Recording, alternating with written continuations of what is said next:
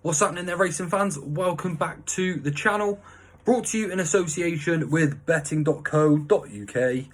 I'm Ginger Joe and I'm back with two selections for you to take a look at on Friday's jumps action at Cartmel. But I will say I am a little bit disappointed by the card. The fields looked to be much bigger a couple of days ago, but they really have cut up, and I've also had two non-runners already. So I'm only down to the two selections for you for Friday's race card, but hopefully we can get a little bit of profit to take into the weekend. It has been a little bit of a poor week on these selections, but that's racing, it happens sometimes, and hopefully we can get a nice couple of winners to get back into the action on Saturday. There's no jumps action actually this weekend on Saturday as well, but there is the Northumberland Plate and some pretty decent other action. So I'm going to do a spread of selections, and soon in the next few weeks I'm actually going to be back with a weekend previews with some guests coming onto the show, just like we did last year. And we're going to also start talking some jump stuff as well.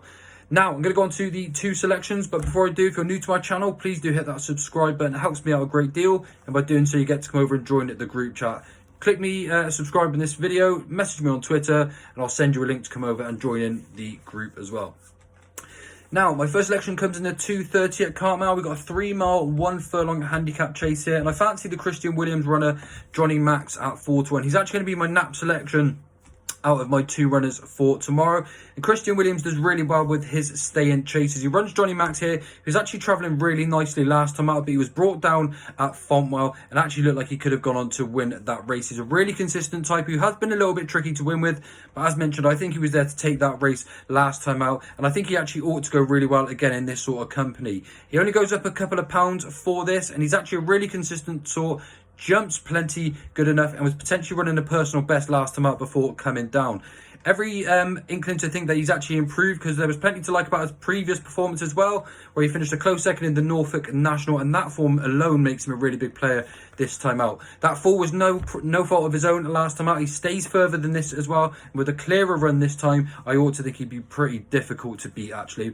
Ellis Collier's back on board this one as well, had a really good tune out of Johnny Max, and seemingly in the form of his life as well. So hopefully Johnny Max can get us off to a winning start tomorrow in the 2:30 at 4-1.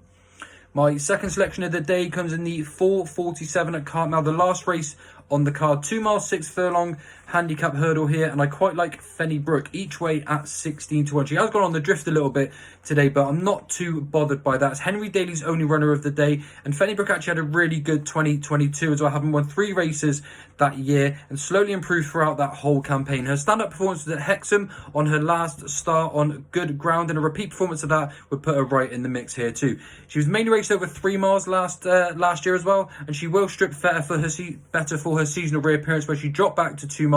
Obviously going to be too short for her to be competitive, but she steps up back up in trip, and I think she actually may come on for that run. Just like she did last season, she came on for her initial run and she ended up being a much improved horse throughout the season, and she's very likely to come on for that this time out. So I just think she's overpriced at 16-1. I'm willing just to give her a little bit of an each way squeak. The Henry Daly team actually do over 350 mile round trip just for the one runner, and I actually think she's a big player at a double figure price. I just won't be surprised to see her fare better than the 16-1 price on offer.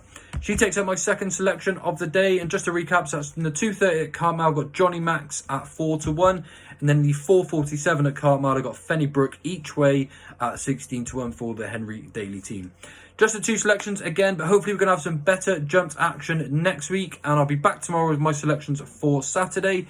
But as usual, guys, thanks a bunch for tuning in, and good luck with your bets. Bye for now.